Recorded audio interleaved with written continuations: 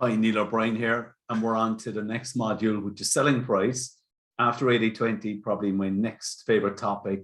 I've done a huge amount of work in pricing over the years, and I've come up with different approaches to help business owners set their pricing properly to maximize their profits. Too many businesses set their pricing wrong. They set it too low. They don't do it consistently, and it leads to all kinds of problems. So I'm going to take you through some of the templates that I've developed to make sure you can set your pricing at the correct level. I would say there's three main steps you want to do with setting your pricing. The first one is cost plus. You need to make sure all the costs of you doing business are reflected in your selling price. The next thing is competitor analysis. This could be really useful to get another perspective in comparison of your price to your main competitors. And the third one is value-based. Is the value of what you deliver to your clients reflected in your pricing? Okay, there's some other topics I'm going to cover in the videos, the next series of videos. Profit gap, which almost every business has. Bronze, silver, gold is a brilliant way of giving your prospects three different prices. Deluxe offerings, introduced premium offerings and products and services, kind of a big positive impact on your profits. 80-20 in pricing. Okay, cost plus, this is the first thing you have to do. You have to make sure that your costs are reflected in your pricing. I see it quite regularly that this isn't the case. So what you need to do is know your annual running costs, get hold of your, if you have an accountant, get hold of the most recent set of accounts from your accountant. Selling price method, I'll come to that in a while.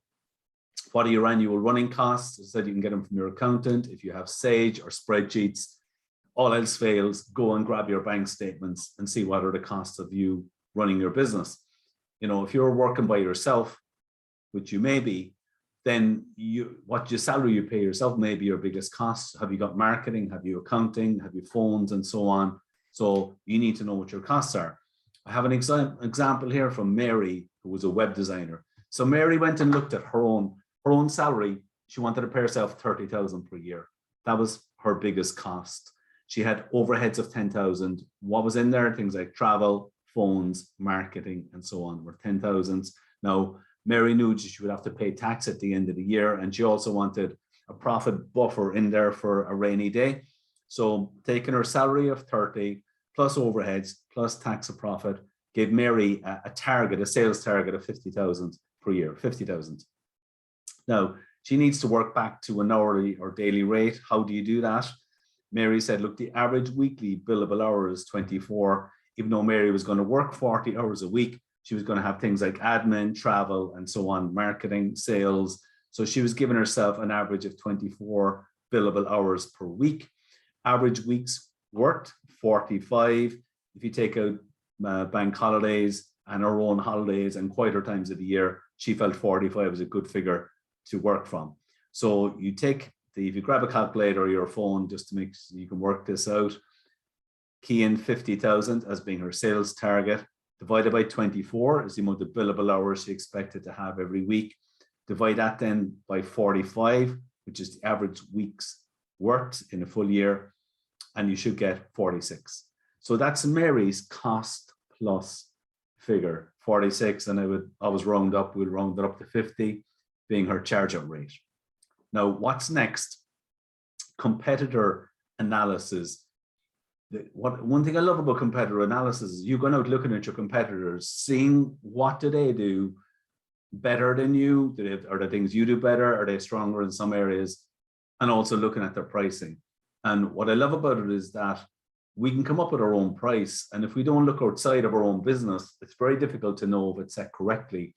Looking at our competitors gives us tangible figures based on what they're charging. We can compare our figure to theirs and see how is that at the same level? Is it much lower? Which quite often can be the case. So this is a competitor analysis. Now Mary here her charge out rate is 50. We looked at her two main competitors who are charging 60, 75, and 80. So you can see Mary's at the lowest level in terms of rate. Now, are they better than her in terms of what they do? This is a little bit subjective, but she went out there and asked around in her sector, and she scored herself and her 3 competitors on quality. So Mary got 8 out of 10 on quality, service, experience, and client satisfaction. Now, Mary actually got the highest score here, 31, competitor A, 28, competitor B, 24, and C was 24 as well. What this tells us is that Mary's score is highest in terms of what she does for her clients compared to her competitors, and yet her rate is the lowest. So this doesn't really make sense. She's actually, this is telling us she's better than her competitors and her rate is lower than theirs. Doesn't make much sense. For example, competitor C, who got a score of 24, which is much lower than Mary's 31, has a charge out rate of 80 and Mary's 50. So on this basis, Mary increased her charge out rate to 80 because she's thinking, I'm every bit as good as these people here. I'm not charging enough. A software client I worked with a few years ago, we went out and did this exercise. His main product, he was charging 4,000 euros. And we found that his main competitor was charging 15,000 euros, almost 4 times. And my client felt that his product was every bit as good as theirs. So sometimes it can be a real kind of, it's almost like a bit of a shock to the system. There's an element of, look, my product is every bit as good as theirs. So it can be a wake-up call. And he bumped up his prices substantially after doing competitor analysis. And I have loads of other examples I could give you. Mary, the web designer, is just one here I said I'd show you. Value to the client. A great story I've told over the years and heard is about the woman who had the squeaky floor. And she had loads of people look at it and nobody could fix it. And finally, somebody said, I know somebody who can fix the squeak in your floor. So this man called to her house. He walked across the hallway a few times. He went to one particular spot. He got a nail. He hammered a nail into the floorboards in one particular spot and then asked the woman to walk across the floor, which she did. And she was delighted to find that the squeak was gone. After years of listening to the squeak, it was gone. And she said to the man, that's wonderful, thank you, how much do I owe you? And he said, 100 euros. And she said, 100 euros, but you were only here for a few minutes. How could it be 100 euros? And the man got out a sheet of paper, wrote on it, and handed it to the woman.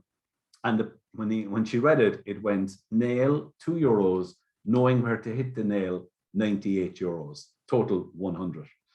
And that man knew the value of what he delivered.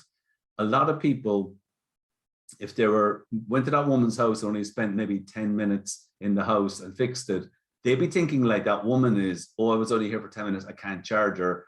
Looking at it on a time basis rather than what's the value. This man had helped this woman get rid of the squeak that was annoying her for years. What was that worth to her? So we need to build the value of what we do into our price. Now, Mary had a real specialty in working with kitchen companies. And what she would do is she'd build a website. She was quite good at getting them up high and ranking in the Google searches. So when people type in kitchens in that town, it was Cork, and they would come up quite high. People would go onto her website. She built an inquiry form.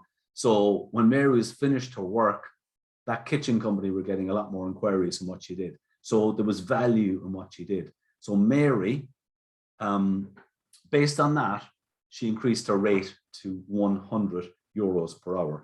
So there's 3 steps here. Mary doing the cost plus, which is taking all her costs and dividing by the hours she felt she was going to work in the year, came up with 46 euros per hour. We rounded it up to 50. Looking at her competitors, she was better than her competitors, but charging less. So she increased her rate to the same as theirs.